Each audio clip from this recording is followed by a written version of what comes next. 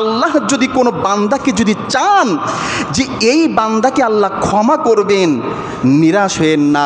অনেকে আমরা কি করে জানেন, গোপনে পাপ করি বা প্রকাশ্যে পাপ করি। অনেকে এমনও জেনা করেছি, নিজেকে মনে করে হারে আমি তো অন্যায় কাজ করে ফেলেছি, আমার কি ক্ষমা হবে না?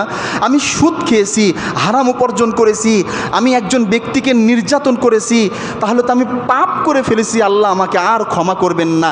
এই কাজে নিরাশ হবেন না। আপনার কাজ শুধু তাওবা করা। কি করা? তাওবা করা আপনার কাজ। আল্লাহ ক্ষমা করবেন কি করবেন না এইটা দেখার বিষয় আপনার নয়। আল্লাহ যেহেতু বলেছেন তাওবা করলে ক্ষমা করব, আপনি তাওবা করেছেন। ক্ষমা যদি নাও করেন, কিয়ামতের দিন বলতে পারবেন মহান রব তাওবা করেছিলাম, ক্ষমা করলেন না কেন?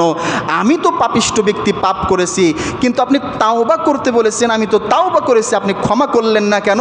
এই দায়িত্ব আমি নিতে পারবো না। এক শ্রেণীর বান্দা এই অভিযোগ যখন কিয়ামতের দিবসে দিবেন, আল্লাহ সেদিন মুস্কি হাসি দিবেন, দিয়ে ওই পাপিষ্ঠ ব্যক্তিকে বলবেন যে আমার বান্দা, কিয়ামতের এই দিনের জন্যই তো আমি অপেক্ষা করছিলাম যে তুমি পাপের জন্য তাওবা করবে, আমি আল্লাহ ক্ষমা করব না। মহান রবের কাছে অনুতপ্ত হবে, আকুতি মিনিত করবে, আর আমি আল্লাহ রব্বুল আলামিন খুশি হয়ে তোমাকে জান্নাতবাসী করে দেব। সুবহানাল্লাহ। বোঝেন না? ছোট্ট ছোট্ট বাচ্চারা আম্মুর কাছে আব্বুর কাছে যখন কোনো জিনিস চায়, আমি এত বড় হয়েছি তাই কি আমি এখনও পর্যন্ত আমার বাবা মার কাছে জিনিস চাই। এই যত ফোন কিনি সব আম্মুর কাছে চাই, ল্যাপটপ কিনি, ক্যামেরা কিনি, সব তাদের কাছে চাই। আমি ইনকাম করি, তারপরও ছোট্ট ছোট্ট বাচ্চারা যখন আব্বু আম্মুর কাছে চায়, যখন দেয় না, তখন কিছু কিছু টেকনিক আছে যে আব্বু তুমি ছাড়া কে দেবে, আমি কি অন্য কার কাছে চাইতে পারবো? তুমি যদি আমার চাহিদা পূরণ না করো, আম্মু আমার চাহিদা কে পূরণ করবে? তুমি বলে দাও, তুমি না অনেক ভালো।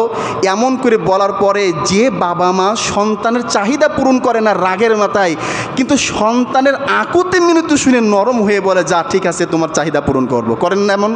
যারা পিতা আছেন কিন্তু করেন। ঠিক আল্লাহ রব্বুল আলামিন এক শ্রেণীর বান্দার পৃথিবীর ভিতরে তাওবা কবুল করবেন না। কেন? এই বান্দাগুলো তাওবা করেছে, আল্লাহ ক্ষমা করেন নাই। এই বান্দাগুলার আকুতি মিনতি কিয়ামতের দিবসে আল্লাহ দেখতে চায়।